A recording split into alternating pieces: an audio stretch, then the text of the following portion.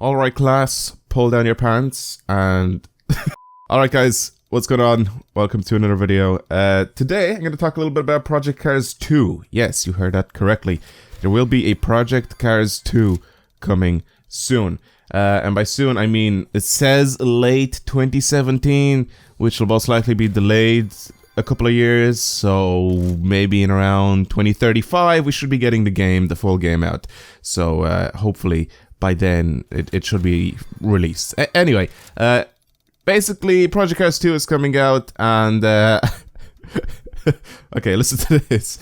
I wanted to go ahead and remove some space on my hard drive. I wanted to go ahead and remove a game off my hard drive on my Xbox just so I could actually download Project Cars 1 so I could play it and give you guys a gameplay of Project Cars. But I've been noticing recently that there has been a little bit of an issue with Project Cars, especially on the console. It's been running at like 10 frames per second. I don't know why that's a thing. I don't know why that's a bug that's just like now. I've never seen that happen before, but I've seen people's gameplays just go to absolute shit. And the game just looks terrible. This is not a good start. This is not a good start for Project Cars 2. Anyway, first of all, before I go into like all the jokey stuff, before I continue, I'm sorry, with all the jokey stuff about Project Cars 2 and Project Cars 1, I had incredibly high hopes for the original Project Cars. I had incredibly high hopes. I wanted that game to be a rival to Forza and Gran Turismo. I wanted that game to actually be better than the racing games that were out at the time. Forza Horizon isn't the same thing. That's obviously like a full-on arcade style game, and Project Cars is obviously supposed to be a simulator. You know, it's supposed to tackle something like Assetto Corsa, iRacing, etc. But I wanted that game, because it was coming out on console as well, I wanted that game to actually take over and be better than Forza, you know, so Forza could step up their game and we can have amazing games come out. And I thought that the first Project Cars was going to do that. I thought that it was going to be an amazing game. For people that try to contradict me and say that it is, and there's nothing wrong with it, you're lying to yourself. It is... I'm not going to say it's a terrible game, but it's a pretty bad game. There's a lot of issues and there's a lot of problems with the original Project Cars. And hopefully, please, just please, fix your problems. Fix your problems as soon as you possibly can. Have everything working. Have everyone working 24 hours a day so the game doesn't flop like the original Project Cars. There's a lot of people that hated that game. There's a lot of people that like go out of their way to even just bash the game. I don't. Like I said before the game was even released, and even as the game was released, I thought it was a fun game to play, but it died immediately. There was very small amount of DLC that came out for it, that came out a long time after the game was released, and they didn't fix like the bugs that were in it. Like, that game was full of bugs, and apparently still is, because like I said, I was trying to get gameplay for it, and I've seen people on Twitter and stuff like that. I think Black Panther made like a post or whatever, and people like started replying back to him with gameplay of the game literally looking like someone has taken like burst pictures with a camera. My camera can do, I think, like 15 frames per second with like pictures. That's insane. So the game was running very terribly. That's a modern, like that's like not a modern, but like that's a new bug that I've never seen that before. But there's a lot of bugs with Project Cars that I'm not gonna sit here and name. I'll name a couple of them.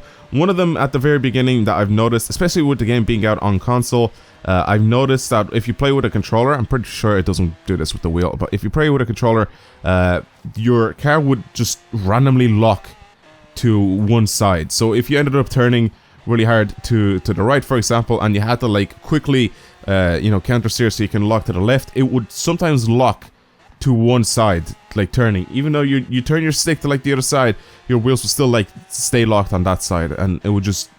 I don't know why that was a bug. That was just such a random thing for it to happen. Then there was a sound bug.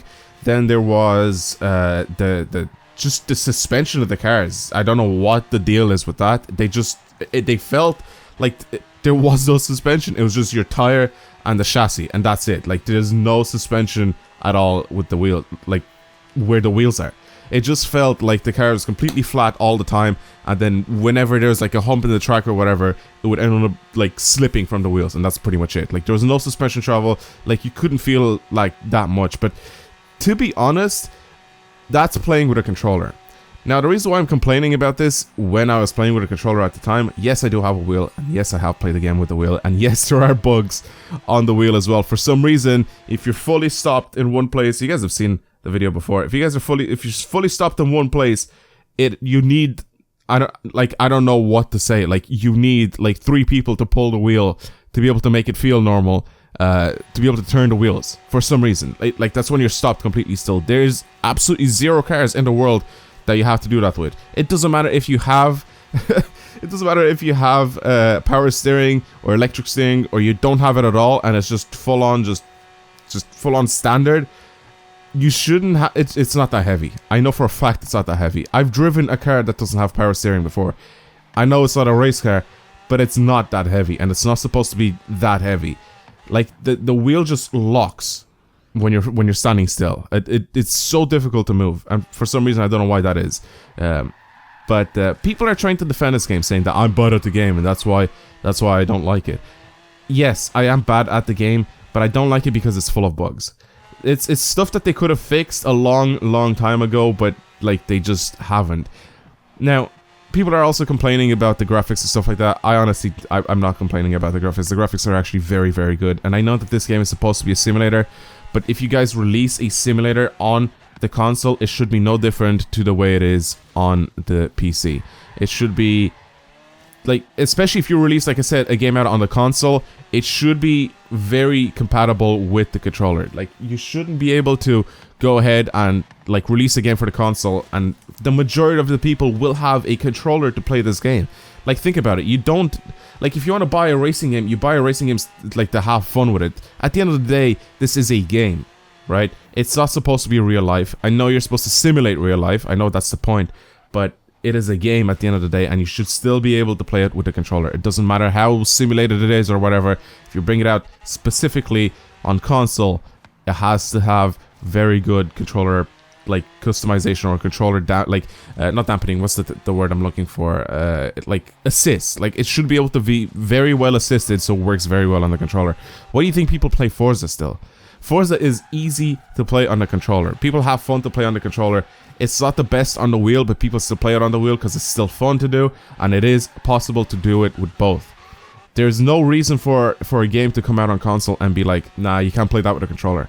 That is stupid. That will just, like, bring your sales really far down. Like, you can't bring a game out on the console, like I said, where it's mostly populated by controller gameplay, and then be like, ah, shit, doesn't work, sorry. Go, like, sell the game, like, get rid of it. Like, that's a very terrible, like, selling strategy, like, if you bring a game out on console. If you leave it on the PC, I have no problem with people complaining that it doesn't work with a controller. That's your problem. The game was brought out for the PC. You should be able to, like, barely play it with a keyboard and mouse. Buy a wheel if you want to play it properly. Same with Assetto Corsa. I have not complained once the game being not that great on the controller on the PC, but you could play it very, very well with a wheel. I've not complained a single time. But if you bring it on a console where it's supposed to be compatible with a controller, and it's like, nah, you're alright. I mean, it's just, it shouldn't work like that. Well, this is pretty much me saying stuff about Project Cars 2 that hopefully they have fixed. But let's talk about some good stuff that's coming out to Project Cars 2. So first of all, there's gonna be about, I think it says about 170 cars, like, off the get-go. Like, as soon as the car comes, as soon as the game comes out, there is about 170 cars, including Porsche, Nissan, and Ferrari. By the way, I'm getting all this information from GT Planet. Again, like I said, awesome site, not sponsored, but they obviously put out some good stuff. There is a trailer, which I'll show you guys bits and pieces of the trailer throughout the video. Hopefully you guys will see that. It will come out with obviously a bunch of racing cars, because that's what the whole point of this game is, you know, racing. Yeah, like I said, Porsche is going to be in it, which is pretty cool. It's pretty cool to actually see a Porsche come out on a different game other than Need for Speed from the very beginning, which is really, really cool in my opinion. Next thing, there will be a lot of tracks. There will be over 60 tracks at launch, it says, with full dynamic weather, time of day, and even the time of year. So apparently we can go ahead and drive around in the snow. How awesome is that? Honestly, how often do you get to drive around in snow? I mean, obviously Forza Horizon 3 just brought out the Blizzard Mountain, but goddamn, that got boring fast. But how often do you get to drive around on a track in snow? That's mental. And then obviously we have you know, your standard, you know, dynamic weather and stuff like that, which we had back on Project Cars 1. Honestly, I love the weather. I love the time change. I love the just the way the tracks were back on Project Cars 1. I absolutely love that. And the graphics on Project Cars 1, like with the reflections of the track and everything, on point. Love it. I love the graphics on Project Cars 1. Yes, it was a bit dumbed down for the console, but if you had like a really good PC and you happen to get the game on PC, oh my god, the game looked absolutely stunning. Gamepad or your controller should be massively reworked from the first game. That's pretty much what it says here. So apparently, playing with a controller was terrible on Project Cars 1. I'm not even just the one saying it. Apparently, other people are saying it as well. But it should be fully reworked. So hopefully, people that do end up getting it on the console and just play it with a controller, you guys should be able to have a lot of fun doing that as well. And it should be a lot easier than Project Cars 1. But yeah, we also have a little bit of off-roading stuff happening, as you'll be able to see by the screenshot right here. We have a little F-150 just going a little bit off-road. So hopefully we get some good stuff like that. But yeah, it says late 2017 is supposed to be the release date for Project Cars 2. Hopefully we actually do get it this year. I'm kind of interested. What I'm going to end up doing is I'm going to end up buying this game on disc for the very first time in a long time. I'm actually going to get a game on the disc, because that's the biggest problem I've made with Project Cars 1 is I ended up buying the game like off the Xbox like live store or whatever the hell, and I can't return it. I don't want to play that game. I don't want to touch that game again. It's not good. So I want to return it. So I'm going to end up getting this game just because I'm not sure how it's going to be. If it is a big improvement, then obviously I get to keep the disc and play it. If it's not and it's terrible again, I can at least give the disc back and someone else can buy it if they want to. Thank you guys for watching. Hopefully you enjoyed today's video. And if you have any thoughts and opinions on the first Project Cars, or if you have any thoughts and opinions on any of the stuff that I've said in this video, leave them down in the comments below. There's always a chance that I will reply to you. I always look at the comments. There's never a day that I go on YouTube and I don't look at the comments. It's always like the first thing that if I come home, see a little like bell at the top of my screen that has notifications on it, I click it and I check out all the comments. Like as many as I get a day, I check out all of them. If I don't reply to you, that means that like there's a lot of people that I have to reply to.